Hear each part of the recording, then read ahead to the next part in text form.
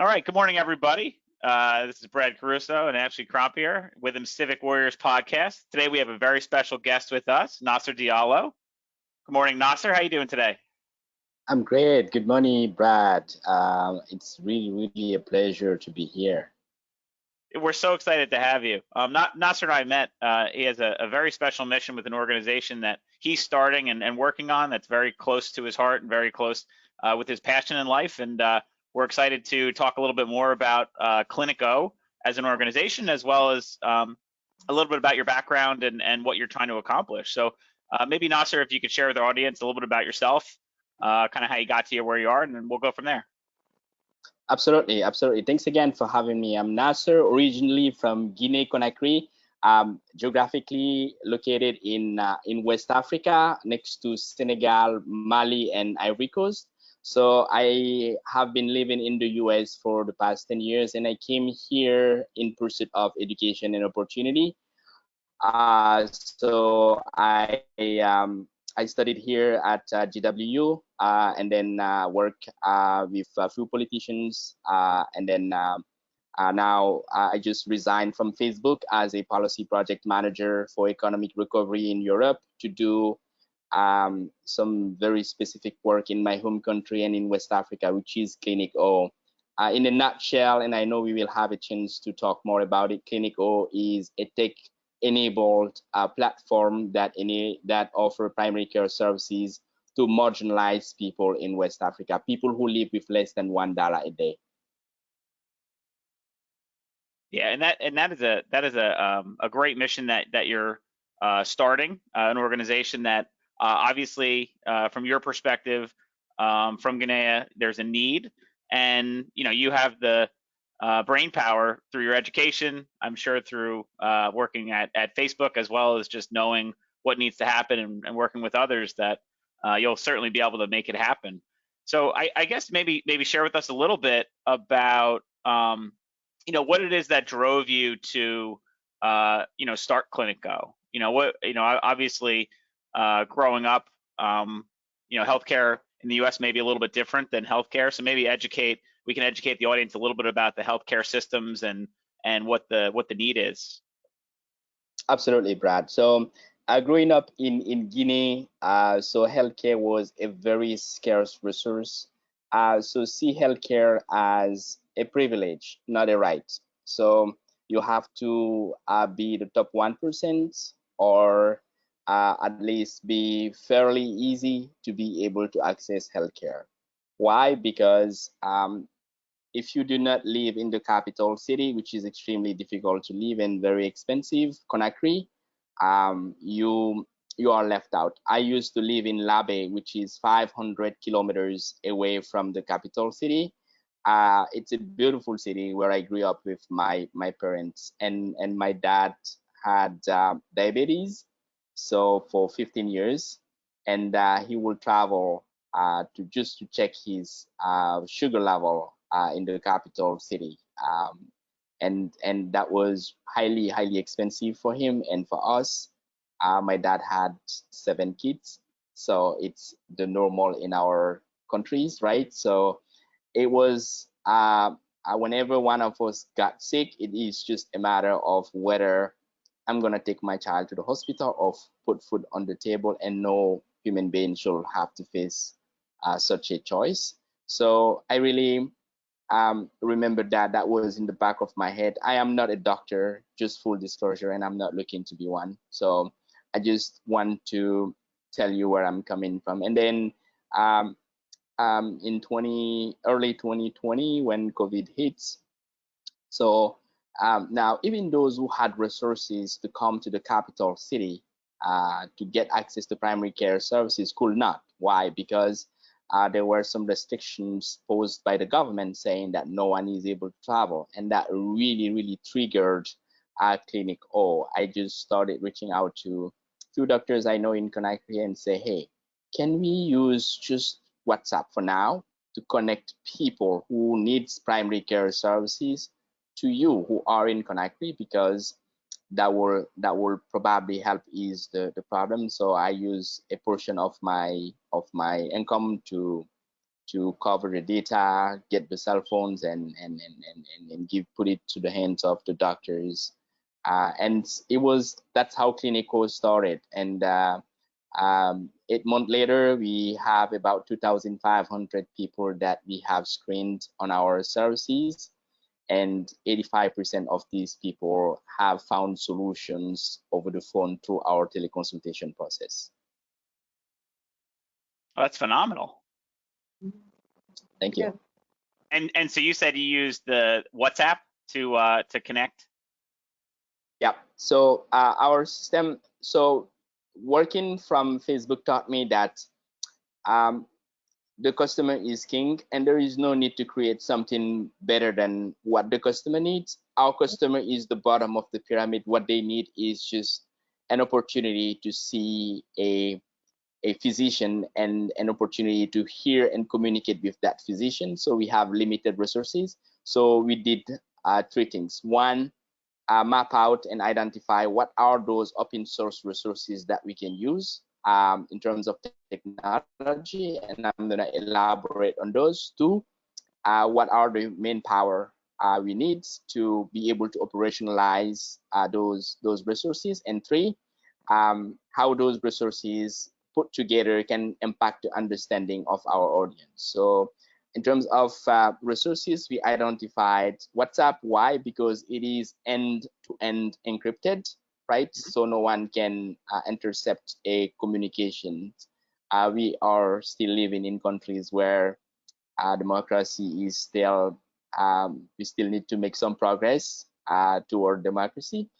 2, we identified Google Drive as an opportunity to see if it is possible to create a digital medical record. And if it's possible, then we can move from Google Drive to something more sustainable. And we created a Google Sheets and to record our patients' informations, the vitals, and so on, and Google Docs to create our medical reports. And then after the consultation, we share that via WhatsApp with the patients. And finally, we understood that both our clinicians, what I mean by clinician is physicians, nurses, and community healthcare workers, were able to operationalize that fairly. And our customers, which are people who are not educated in the Western sense, meaning they have not been into any Western school, are able to download WhatsApp over the phone when we tell them how to do it, to turn on and turn off their data, and also to be able to start a call and end a WhatsApp call, how to hold the phone, to show the parts of the body. And it was really what we needed. 8 months later, now we are migrating toward a platform in collaboration with an organization called Magix and Value First. But we are still keeping the open source spirit, which makes it easier to grasp and very user friendly. We don't want to go beyond what is needed on the ground from our administrative team and our patients. Wow, there's a lot of moving pieces, isn't there? Absolutely. Absolutely.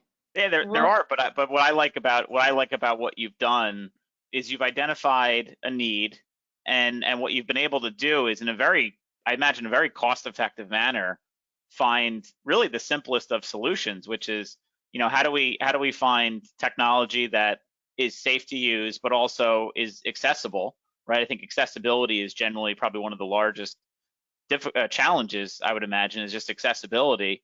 And then how do we seamlessly then connect individuals that have a need with individuals that can help that need? And I think you found a solution, and I know that this is evolving, and certainly you're building different platforms, but just at its very preset, I think what I've heard so far, and what I love when people do, is don't try to solve the biggest problem immediately. Try to solve what you know you can solve, and then work from it.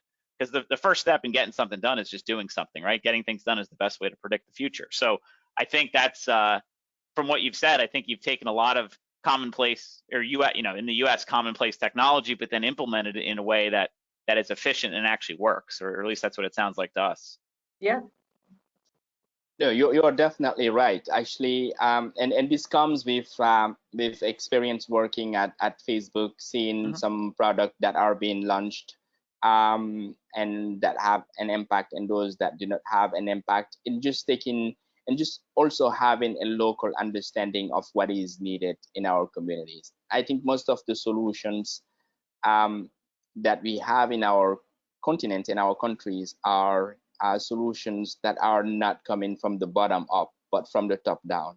What I mean by bottom up and top down, it's the fact that you have a technology company and you have means to build technology does not mean necessarily you know what will work with people that are different or live in a geographically different location, right?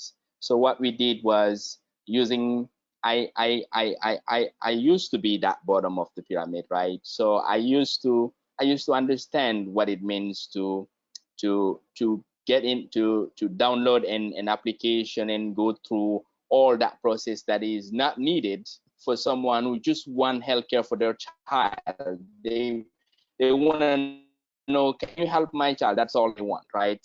And as you rightfully pointed out, we went from that premise, and we had limited resources too. We could not afford to do anything that would cost us money without knowing that it will be beneficial to the community. And today our pilot is very very promising. Now we are trying to expand to try to reach the 8 million people who do not have access to primary care services in Guinea for the next 3 to 5 years, and then after that scale up to the 100 million people who do not have access to primary care services in West Africa. So this is a huge mission, but it is doable, and I think it's extremely important to point out also one statistic that will help your listeners understand the scale of the problem. In Guinea, we have 0.8 physicians per 1,000 people.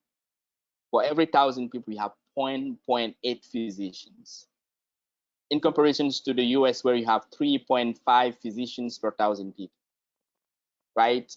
And in Guinea, we have 0.4 nurses and midwives per 1,000 people, in comparison to the US, where you have an average of 4 to 5, right? So you have to figure out a solution, because you are not going to produce physicians and nurses overnight, right? So you have to use technology to bridge this gap, and we are very grateful that these are open source and we can use them as we please. Yeah, and I think, just repeating some of those facts, and I think putting it in context, there's also some other items that you mentioned earlier on, which is logistics. And so, as you mentioned, in the US, there's about 3.5 physicians per 1,000 people, 4 to 5 nurses per 1,000 people. In Guinea, you're working with 0.4 nurses per 1,000 people and 0.8 physicians per 1,000 people. But also, how close in proximity are those nurses and physicians and doctors to the actual individuals that are in need of care? And I think you mentioned something before, but maybe give a little bit more context on the lay of the land in Guinea, because I think that also drives the point home of how dire and how significant the need is. Absolutely. So we are in rural Guinea, what we call healthcare desert. A healthcare desert is a location where you have 100 kilometers, an area of 100 kilometers without a health facility. 100 kilometers. 100 kilometers without a health facility, right? Wow. And these people, most of them have never seen a physician in their lives, right? So what we did is the most exciting part for me in this journey. It is going to these people and then trying to ask them what are their priorities, right? And if healthcare is their priorities, try to identify a community health worker. In Guinea, we have 3 levels of healthcare providers or clinicians. We have doctors, we have nurses, and we have community healthcare workers. Now, our version of community healthcare workers, just to simplify, is just someone who has a junior high school degree and 6-month training in healthcare. So what we don't want to do is to to give these people the illusion that they are doctors and they can solve people's problems, right? What we want to do is to give them cell phones and medical equipment and tell them, here is a checklist. You have to go through that checklist to see if people are breathing properly, if people are they have oxygen, if this and that is working. And if it goes beyond this checklist, use your phone and call a nurse or a doctor to connect them to primary care services, right?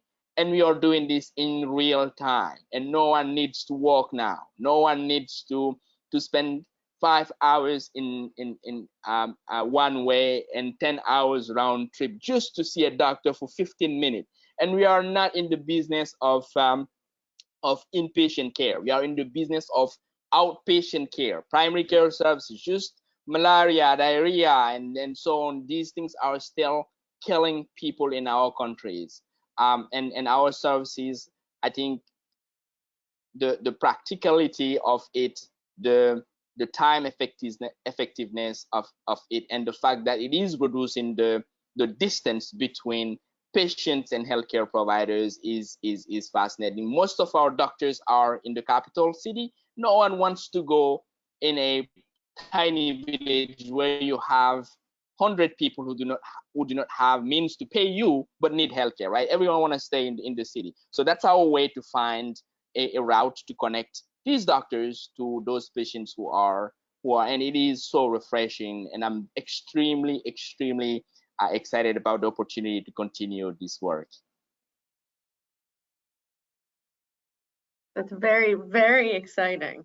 I mean, and we don't even understand the depth of the impact of how healthcare. I mean, at my age, at 27, I grew up in America, so I don't understand the depth of how that not having that access of healthcare can impact communities in ways that you've seen, and now you're here, so you can see both sides of the equation and how there's just a lot of things that are taken for granted unintentionally. That's just my perspective. Just you don't realize how terrible situations can be and how many opportunities there are when you implement certain ways of thinking. And in certain senses, we just don't think that way at times, that there's areas that can benefit so dramatically to certain elements and ways of life that are taken for granted so often here. And in addition to what you are saying, I think there is technology is also harming us in our countries. If you take Facebook and WhatsApp and Twitter and so on, people use it often. Politicians often use it to spread misinformation, false news, hate speeches, right? And so how can we use this technology to do something positive? Because it is there, right? So when I used to be at Facebook, I had to deal with so many problems that are related to hate speech, call for violence, mainly toward elections, where literally people kill each other, right? So a good example is Ebola in the Democratic Republic of Congo, where people were spreading false news through WhatsApp groups saying that Doctor Without Borders doctors are physicians are purposefully spreading the virus of Ebola to local communities. Now you tell that to someone who do not have a good education. They started attacking Doctor Without Borders, burning their facilities and killing medical providers who are there for their interests. So I think we have to try to find ways in which we can use technology to help humanity. We have sustainable development goals, and 2030 is around the corner, and there are so much to be done. And again, that's why I resigned from Facebook, and I decided I'm gonna use everything I have learned within this giant company and use every positive aspect of technology to provide people healthcare. Now, those who have access to WhatsApp through technology, what they are doing, they are also using WhatsApp to connect with potential buyers of their crop because they are healthy and they are able to farm, right?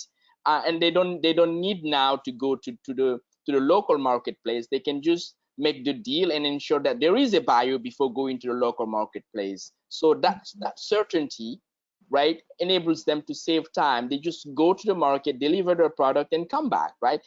Instead of coming and waiting for someone or to come and purchase your things. And before downloading WhatsApp and using them, how to use it, and telling them that they can use that beyond healthcare, it was not possible.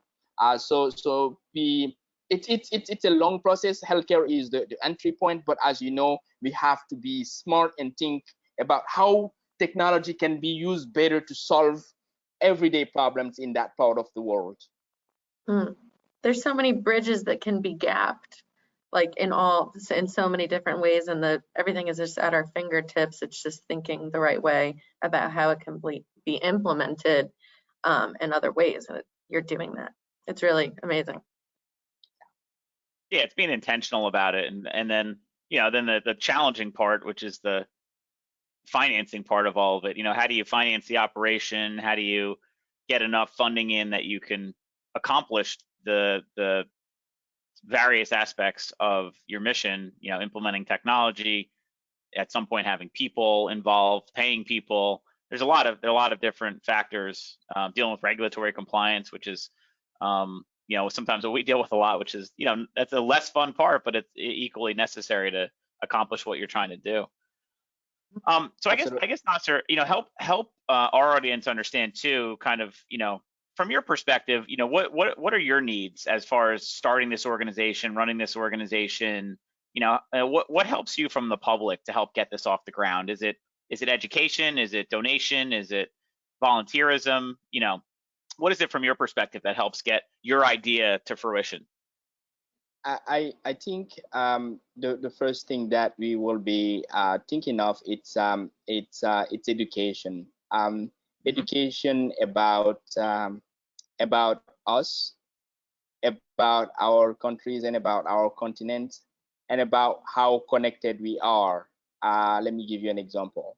So I am currently in Brooklyn, New York, and 3 months ago, I was in a very tiny village where no one had ever a chance to go beyond the capital city of my country, if any of them had a chance to go to the capital city of my country.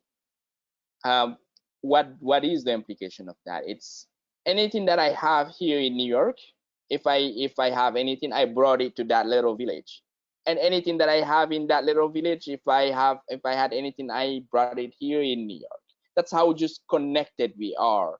So we are not safe until everyone is safe, right? So we have to that educational piece. A lot of people think like your problems are your problems, our problems are our problems. No, it's the world is so interconnected.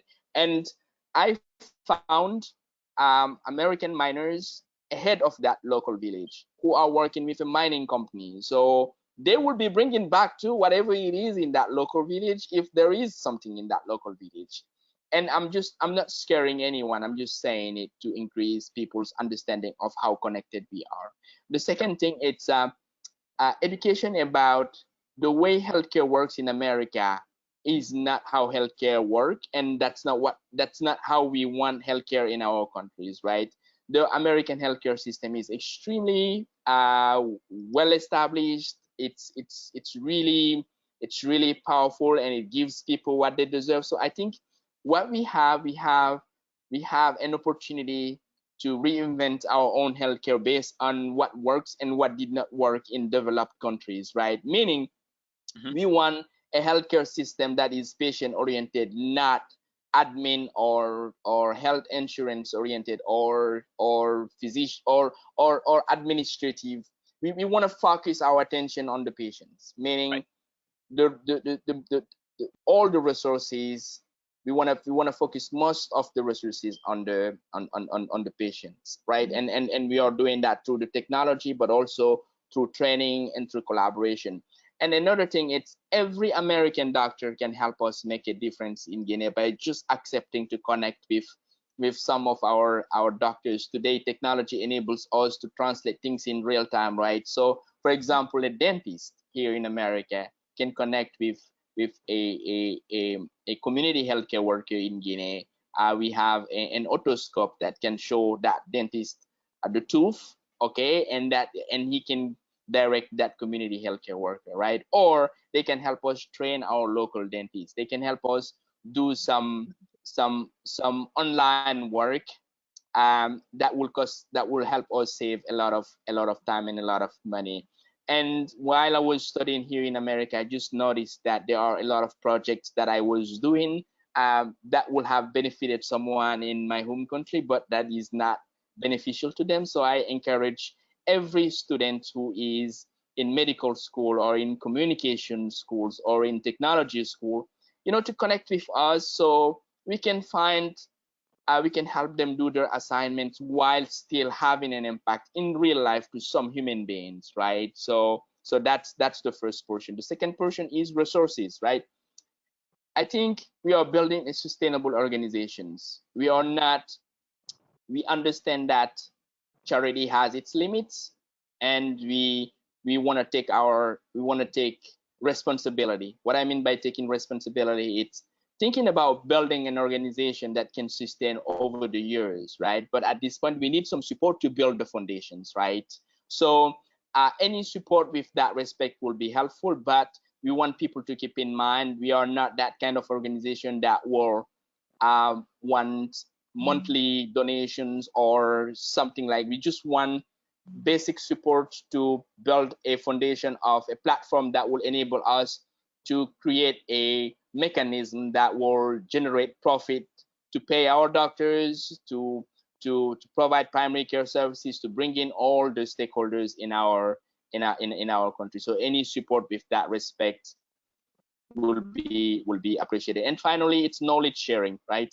If there are some people who have done it, who have some local expertise in international health or global health or in technology, who want to help us pilot the work that we are doing and provide us feedback, we will be more than happy to take that. So so those are the aspects that we are thinking about. Yeah, I love the way you frame that, and I also appreciate your approach to this, and I think a lot of what you're saying is obviously starting to be achieved and is certainly achievable. Always for those out there that want to get involved, it certainly is always helpful to have resources, and that could be just, as you mentioned, someone that's been through it, and hey, here's some pitfalls, or here's some opportunities that maybe you can capitalize on. Even things as simple as a conversation always help you drive that mission forward.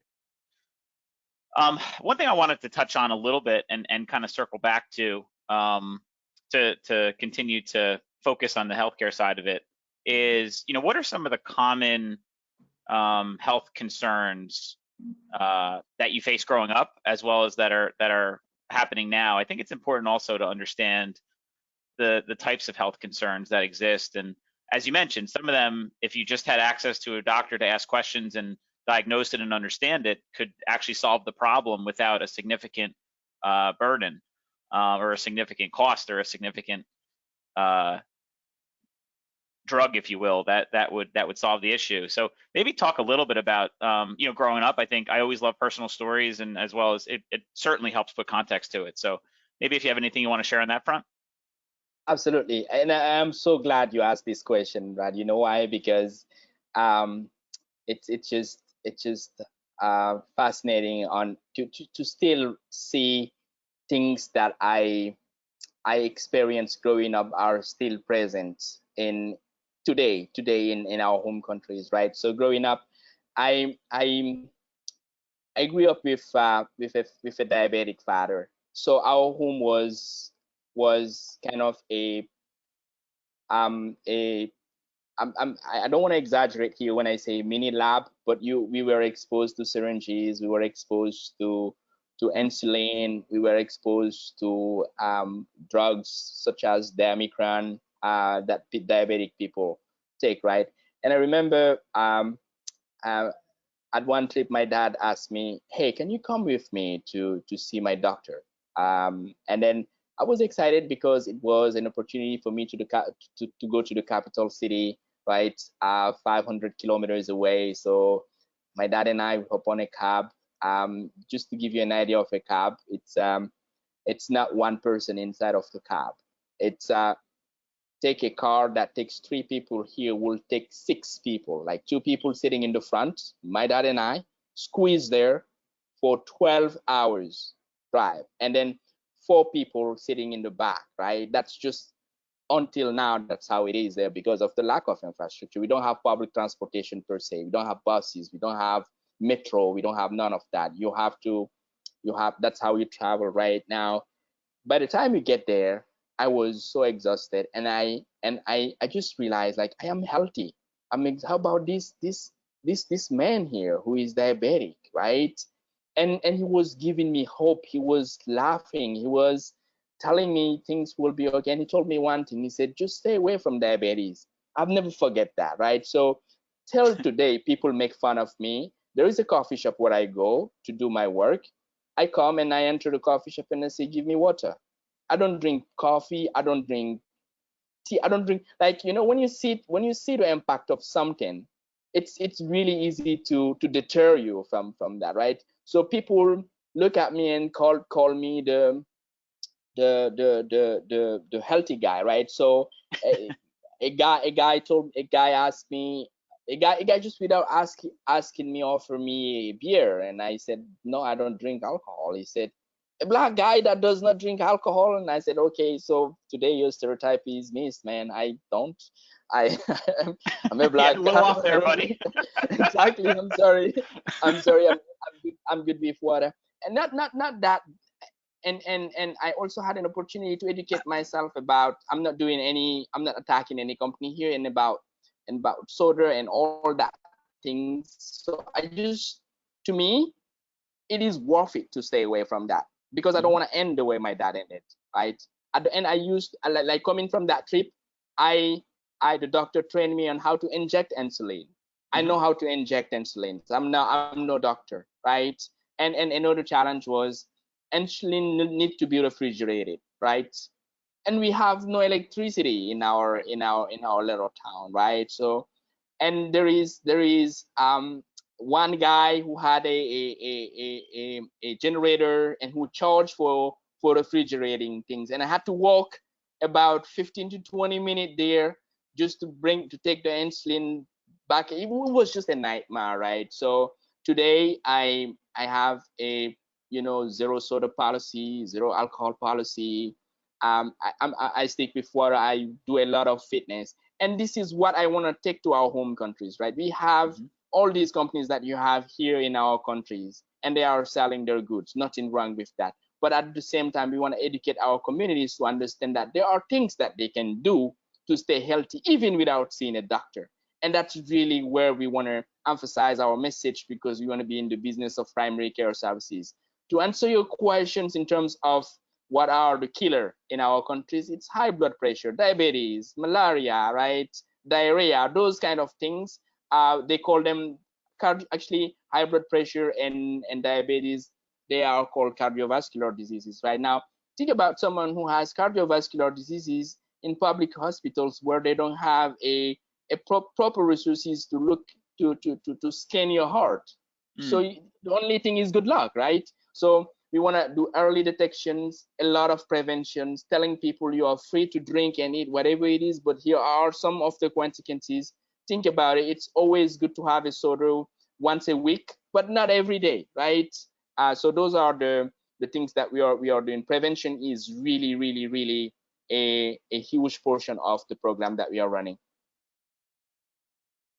Oh, and honestly, I think we're finding more and more about this with the COVID pandemic that hit everybody, right? I mean, just in very general terms, those that kind of take your philosophy of being healthier, not not losing sight of your health, internal health, body, all that. Generally speaking, we're better off than those that were not. Those that suffered from bigger pre-exposed conditions, or like you said, diabetes. Those individuals were at a much higher risk for other diseases. And so I think just that simple education, like you said, is huge. And I think a lot of folks see that, but I don't know that enough see that, right? I don't know that everybody hears that. I don't know that everybody hears that, honestly, like soda's bad for you. I mean, we all know it, but you know, by golly, we all take it. I mean, interestingly, go ahead, I sorry. think I think one of the challenges is it's people are far away from what is bad. It's so remote. If you don't have it in your family, you might think like, you know, yeah, soda is bad, but I'm still young. I'm good. And like it's you have to experience the phenomenon to understand it. Diabetes is no good. It is no good, and it is absolutely preventable. Absolutely preventable. I mean, I understand it's genetic too, but you can have a lifestyle that can put you in a situation where you have all the odds on your end. And Brad, you rightfully pointed out the pandemic. It's also telling us that the way we are doing healthcare has to change. Absolutely. From north to south, east to west, developed and underdeveloped, right? So there are so many things that we were doing just to please the status quo. I'm not attacking anyone here, but right, in many occasions I went to the hospital just for a doctor to look at me and tell me that I'm good and bill my insurance company, right? Whereas this could be done over the phone, right? And most of the consultations that are happening now are being done over the phone. So why haven't we thought about it? And that's where the benefit of not having a system in our countries is an advantage, right? Because now we know we don't need to waste tons of money building heavy infrastructures and not thinking about who is using them and whether they will be able to go there and whether these infrastructures have the capacity to handle a pandemic. Whatever you need to build today, you have to think it from the perspective of the pandemic, right? And technology gives us that ability, right, to connect people in real time wherever they are safely, because we don't just want to think about the safety of the patient. We want to think about the safety of the physicians. A physician has nothing to protect themselves against COVID without their mask. That's all they have. We don't want them to get sick, right? So virtual is extremely extremely important. And in America here, I would urge people to think about their health while they are healthy. It is a healthy person that gets sick. Once you are healthy, do your checkups. Think about your diet. Think about your family history, and think about what you can do to stay fit and to stay healthy. I think it will make our society a better society. No doubt. And I think even in the beginning of our conversation, you mentioned, focusing on the outpatient side of it, as opposed to the inpatient side of it, right? I think in the US, a lot of ours is focused on the inpatient, building bigger infrastructure, building hospitals, building beds, and you're right, a lot of, most ailments actually are I know me going to the doctor, I'm relatively healthy. I do have my challenges sometimes, but, most of the time I go to the doctor, he tells me,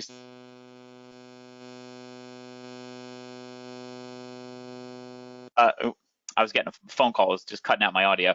I go to the doctor and I think I have all these problems, and he's like, "Oh, you just need to sleep more. You're not sleeping enough." Like, okay, well, you could have told me that over the phone, And the reality is that that's a common challenge. Or don't come to the hospital. You're contagious.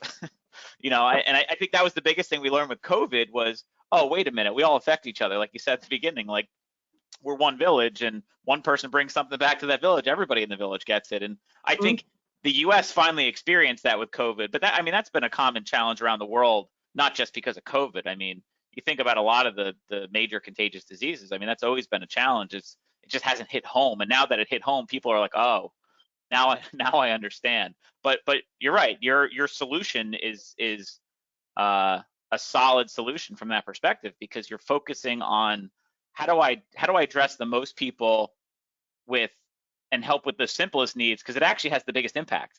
And I love that. And obviously it's going to evolve too to more solving more more challenges. And I'm sure you're going to learn a lot over the next year, 5 years, 10 years of, that's going to evolve into something else. I don't know what it is. You probably don't know what it is yet, or maybe you do, but it's going to keep going in that direction, I'll tell you. But I certainly, just a lot of things I didn't know before this conversation, which is great. Just on, I never even thought of it like inpatient, outpatient, because it never, we're very spoiled in the sense that, I can drive 20 minutes to a hospital, or I can call an ambulance and they can drive me to the hospital if I really can't get there. And that's access to those resources just is very scarce around the world.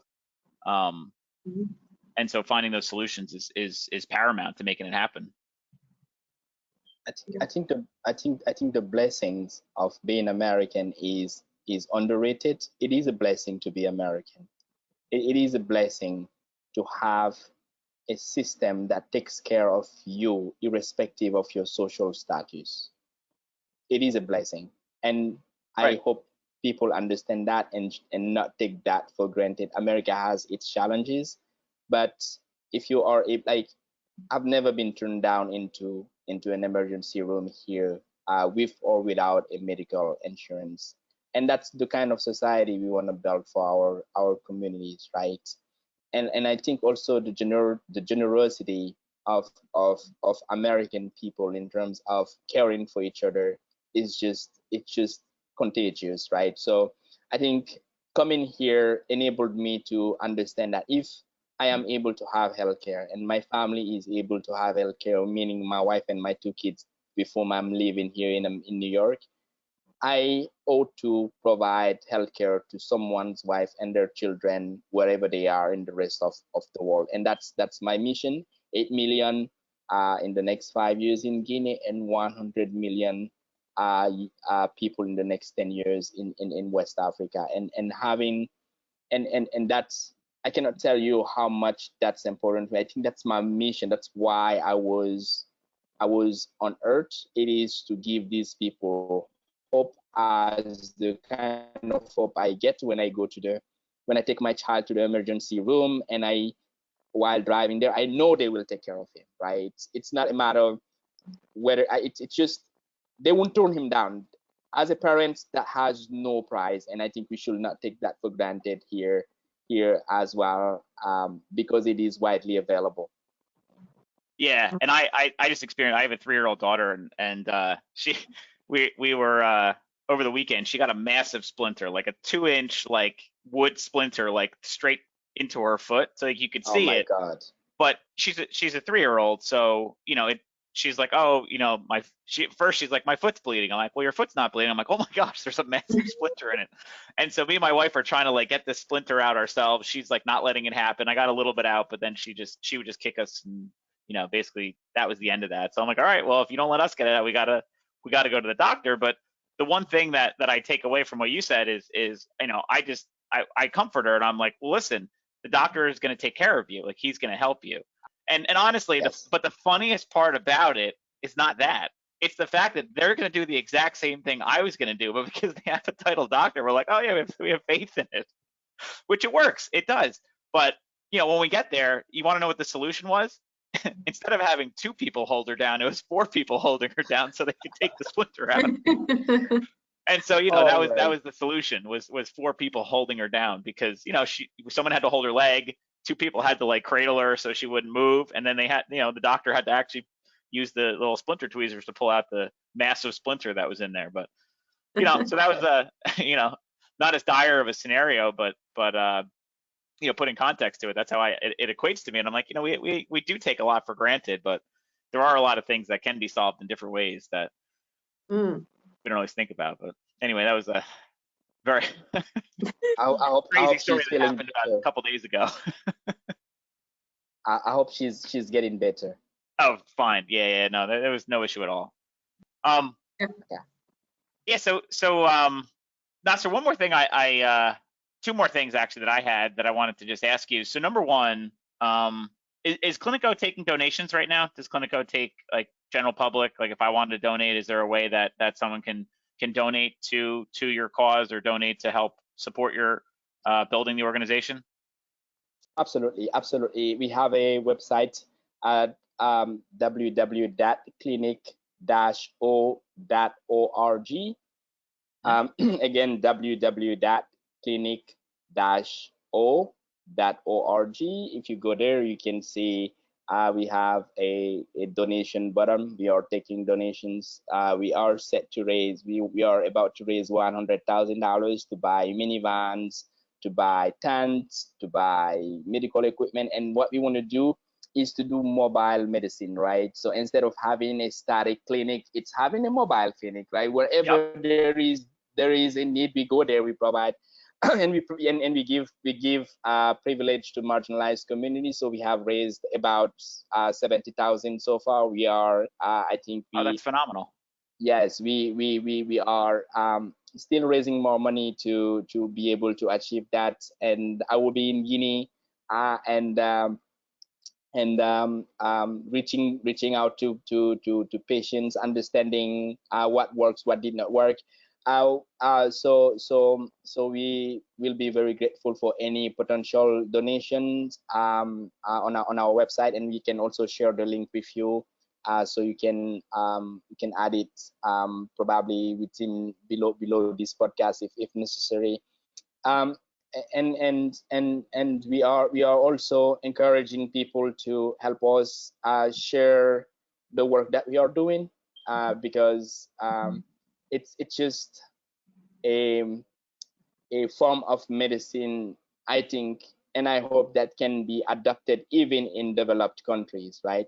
A solution is not for developed or developing. A solution is a solution, right? So I think the same way that we are buying ourselves a lot of time by seeing what is working here and adapting it in our countries, we hope to work with academia, physicians, and clinicians to see what is working in our countries, where there is a healthcare vacuum, and how can we adapt that to the system here, and make it even more efficient. Yeah. Sure.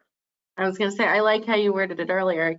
You're just at the precipice of an opportunity for so much, like positive change. So like you said, depending on whether it's in an area that already, whether it's in America or somewhere else, there's always opportunity for things to be more efficient and effective for the benefit of the people.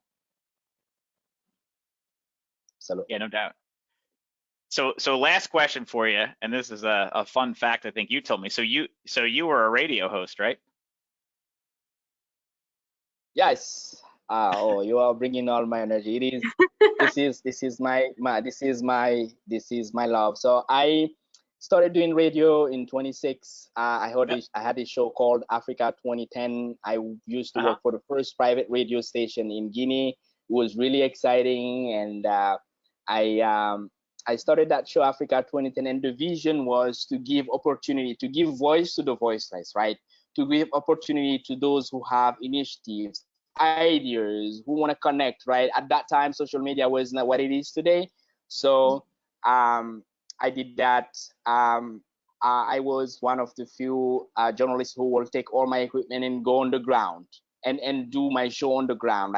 Like not in the studio, on the ground, and talk to people and see where we can connect them. That's how we connected a lot of artists together, a lot of farmers, and also that's how we started building our civil society. So Africa 2010 means at that time in 2010 we will be shifting toward democracy, because we had an authoritarian regime. But I wanted to call it Guinea 2010, but it was too dangerous to do that, because they will know that I was targeting the regime, right? So I call it Africa 2010, and through that I had an opportunity to travel to America in 28 through the Foreign Press Center in the US, here in collaboration with the US Embassy, to cover the US general election, the election of President Obama and Senator McCain. So I had an opportunity to travel into 15 states to see how democracy works in action, how grassroots organizations works, and also how technology works, because at that time it was really an opportunity for me to interact with technology. And that's where I developed a passion for political communication, and then later went to GW. And after that, I went back to Guinea after the presidential elections, and I was also invited with the same organizations to cover the inauguration of President Obama. During my time here, what I was doing is to do live shows, finding Guinean communities or African communities who speak French, and doing live shows to encourage people to understand that democracy is neither black nor white. Look, America is today at a phase, and then I was not naive. I was not saying like America has not problem, but I was saying that America is giving almost everyone a chance. Look at today, a guy like Barack Obama, who is who has some African heritage, right, and who lived with limited resources. If you read his story, I was able to rise to become the most powerful man on earth, right? That was really encouraging, and it taught me also everything is possible. Stop victimizing yourself. Just dust off yourself and do what you gotta do. And that mentality is still what is motivating me. And when I go back to Guinea, I think I will try to do another radio show that is solely focused on healthcare and opportunities. What I mean by healthcare and opportunities, it's figuring out ways in which I can provide healthcare to people, and then once they are healthy, think about, so what? How can they do something that can lift them out of the poverty loop in which they are living on? That's exciting. Yes. So you're gonna have to fill us in when you kick that off. Yes. So I think my former boss told me that actually my show is still running. Someone is running it. I have no interest in taking it back, so it's theirs. So I'm just gonna go back, find some time twice a week, just to talk about what we are doing, because radio is still one of the most powerful medium in our countries due to the lack of electricity and so on. So radio is king, and I'm gonna use that to reach out to more people, talk about our services, and encourage everyone to stay focused on healthcare and preventive healthcare. Love it. Yep. Love it. All right. Well, this has been fun. I learned a lot. Certainly, I hope that many of our listeners out there learned a lot. And honestly, with our contacts and connections and organizations we work with, I hope other organizations that are doing the same thing reach out to you and collaborate with you, because I think there's a lot of room to solve a lot of challenges, and obviously you're taking that first step, but it does in the old adage, it does take a village to solve any challenge. And so certainly any help that can be provided is good. And I really enjoyed listening to your story and love what you're doing for the world. It's a great thing, and we appreciate everything you do. So thank you for being a guest on our show and just sharing your organization and story with us. We love it. Yeah, thank you. Thank you so very much. It was really a pleasure to be in this show and to have an opportunity to speak to your audiences. And I just want to seize also this opportunity to say thank you to America for allowing me to become who I am. I came here, I could not speak any English. I learned English at the New York Public Library, and then went to George Washington University, and after that I went to Oxford. So I had my foundation here. So I owe a debt to every and any American, and if there is anything I can do to help in terms of being a good citizen, I will continue doing that. But I could not end this show without saying thank you to the fantastic people of this beautiful country, and thank you so much again. Hey Warriors, thanks for tuning in. Make sure to subscribe to Civic Warriors, and thanks for all your support. Have a great day.